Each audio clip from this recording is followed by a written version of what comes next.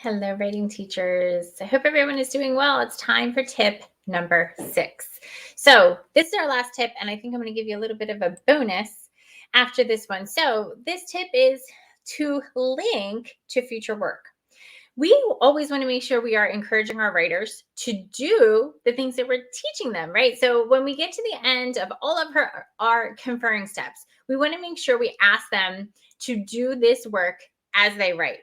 So it's as simple as anytime you're trying to, whatever we were trying to do, right? So when we go back to the teaching them how, we always wanted to give them that why as to why the writer should use this strategy. So you want to say, when writers want to, they can do this. So the last example was when writers want to add detail and help their readers to picture their story, they can bring their characters to life by giving them an action.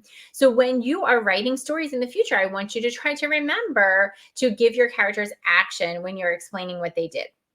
Okay, and that can be used for any strategy that you're doing. So you want to link them and tell them, ask them to continue to try it in that instance. And then the little bit of, so that's pretty easy, right? So the little bit of the bonus is that it's always great too to kind of keep the student momentum. So one thing that you can do is ask them before you leave is, what is your next step? What are you going to do now? So when I walk away, you're going to do what?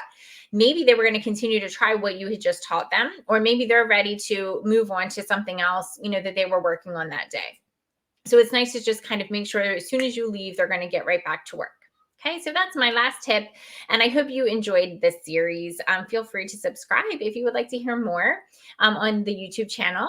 And I really hope that you are ready to get started with your conferring. I hope this has been very valuable for you, and I can't wait to see or hear from you what your writers are able to do.